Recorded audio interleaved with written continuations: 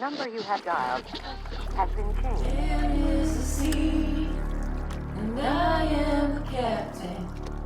Something unknown, waves, clouds, mountains.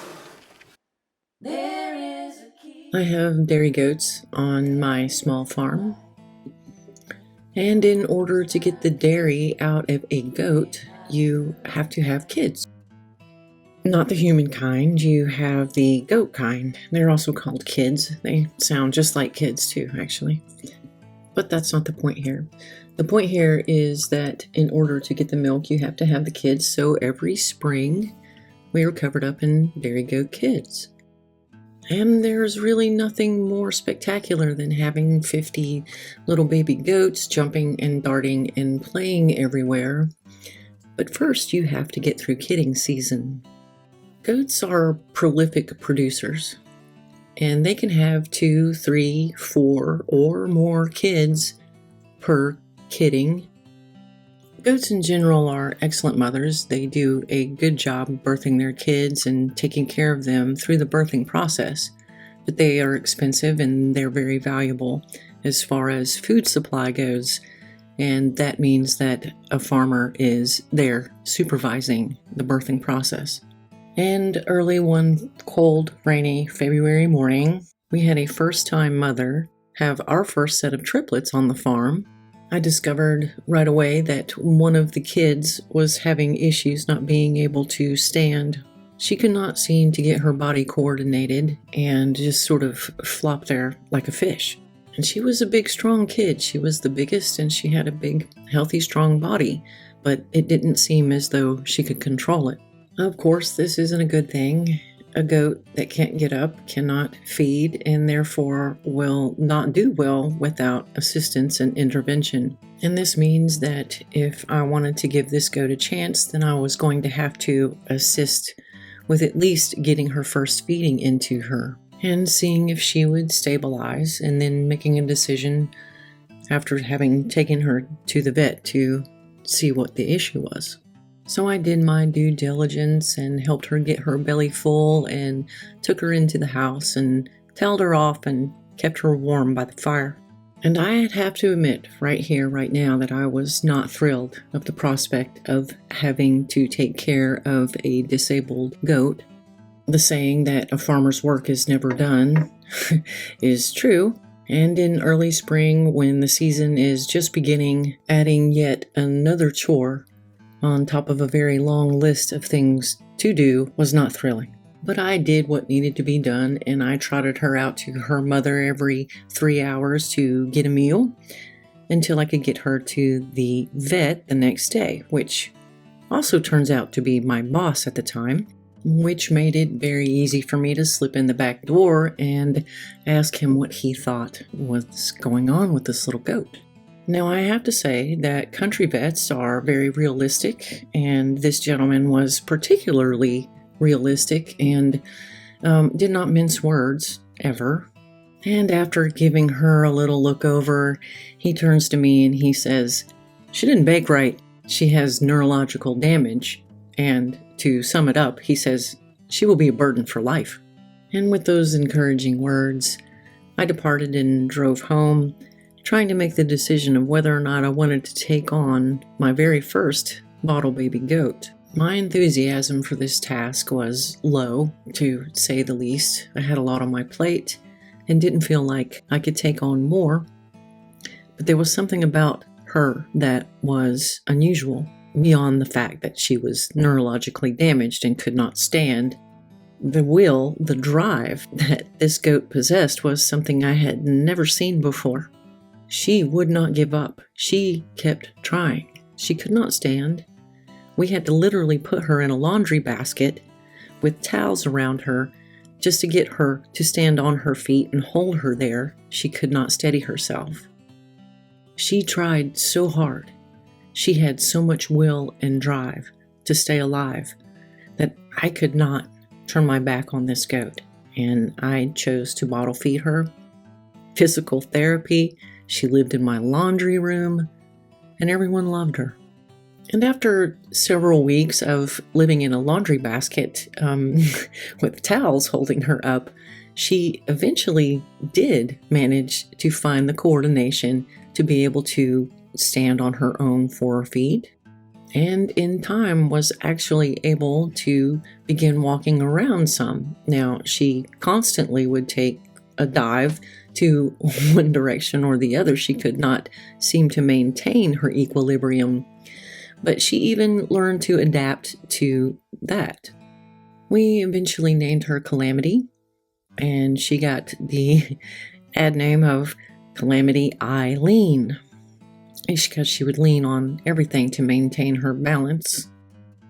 Well, it just so happened that we had another doe have triplets that year as well, and one of the kids was rejected by the mother, and we took that doe in and bottle fed her right alongside Calamity. So we felt like it was a good thing that this had happened and they could partner up and be together. That would serve them both. Now, this little doe's name was Zuni, and Zuni and Calamity grew up together and still live together out here on the farm. And they have wonderful personalities. And when they are bottle fed, they are extremely friendly.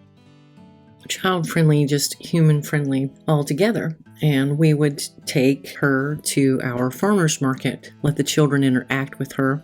Many of these are city children. They've never even seen a goat before. So it was a wonderful experience in that sense. And Calamity really loved the children. And of course, that is a beautiful way to give back to a community that supports our farm and local food so loyally. But I still often wondered what it was that I was going to do with Calamity, because as a farmer, your resources are limited. And one of the rules on a farm is that if you partake in feed, you need to pay your way. And for a goat on our farm, that means that you need to produce milk. And of course, Calamity could never be bred. Don't know if the neurological disorder was something that was hereditary, but regardless, falling down on her kids would not be an effective way to raise her kids. So she will never be bred, and she could never be able to, quote unquote, pay her way. And then today, I realized why all of this had unfolded the way that it had when I got a phone call for Calamity, and she was being offered a job. There was a small charter school that had decided to expand into a permaculture type of situation where they were going to teach their children to garden and also to care for livestock. And they wanted to know if I had a goat that would be suitable for elementary school children.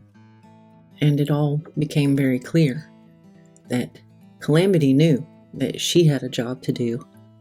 I didn't, but I helped her anyway. And what I learned that day was about karma. Now, the definition of karma is action. Doesn't mean good action or bad action. It just means action of any kind.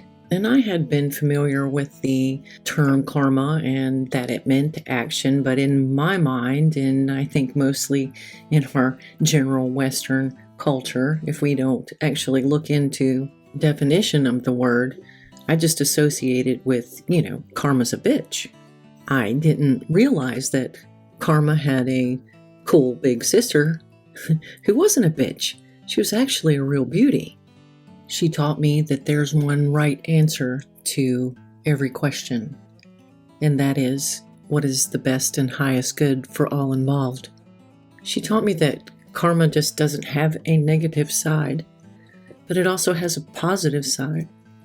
And in wrong action, in self-serving action, when you do something that is in your own interest and not in the best interest of all involved, you will be looped backwards. You will be put back into the same position where you're going to be asked to make the choice again. Will you serve yourself or will you serve other?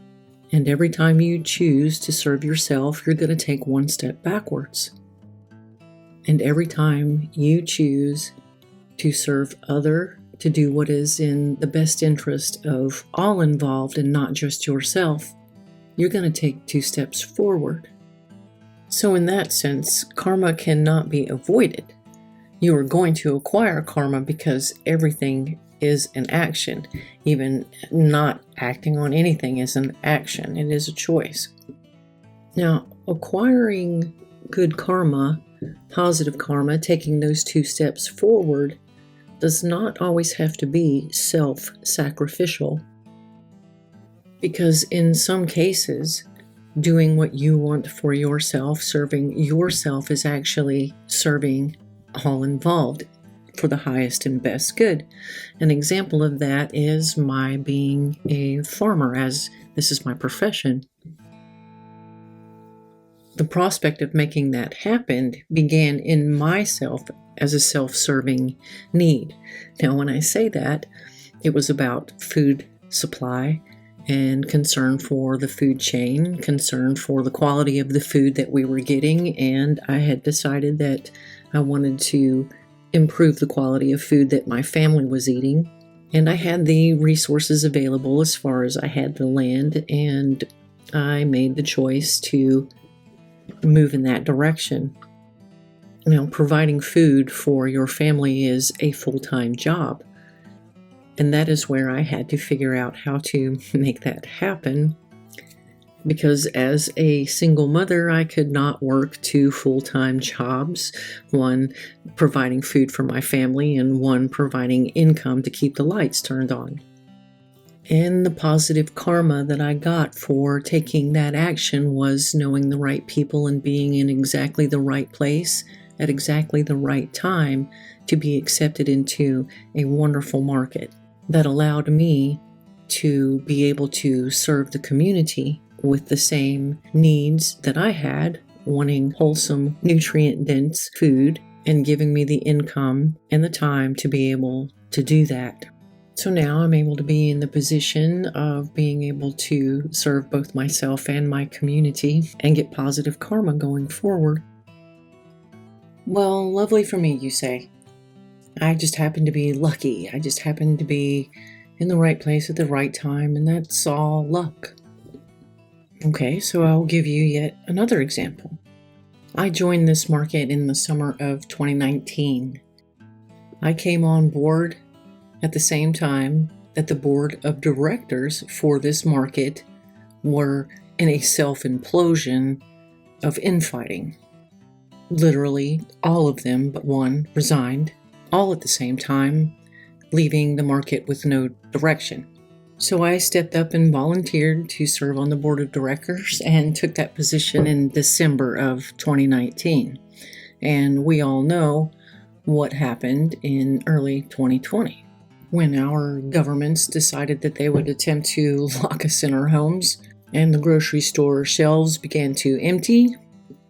Myself and the 3 other individuals that decided to take on the challenge of becoming the board of directors for the market dug in. We were not going to let the destruction of the market happen. We were going to keep the food supply chain open, and we were going to do whatever it took to make that happen. We began brainstorming plan A, plan B, plan C. This is what we have to do to be able to continue to keep the food supply going to the individuals that choose to participate. Because as these grocery store shelves emptied, our farms did not. We still had plenty and we still had abundance. And the positive karma that we received as a market for being dedicated to service to others was growing our customer base from around 350 customers to over 3,000. It is not luck. It is right action. It is the choice to give instead of take that will benefit you and bring you abundance. And that is because the path of service to other is the path of creation itself. Creation does not take, it gives and gives and gives and gives. But it gives in reciprocity. Creation will not fill a hand that is simply extended in empty wantingness, expecting that it's going to be filled just because you're willing it or wanting it. One of the failures, in my opinion, of the law of attraction. It doesn't work that way. It doesn't want to give to those who serve themselves, because that is not the path of creation.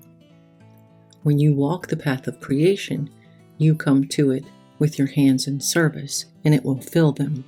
So it's not the law of attraction, it's the law of right action. The more you give, the more you will receive. So what then is the answer to every question? It is, will this serve the highest and best good of all involved? And perhaps that can shed some light on why an individual may have chosen to sacrifice his own life for the life of everyone on the planet and allow himself to be martyred. He gave what is considered to be the most precious thing here in this physical realm, his life force, and he received eternal life. Eternal life? What does that mean? That means that he was able to break free of the cycle of one step back karma, and in his case gain 2,000 steps forward. Never to have to die again and repeat the karma to choose differently in the next life. So make your choice. 2 steps forward or 1 step back.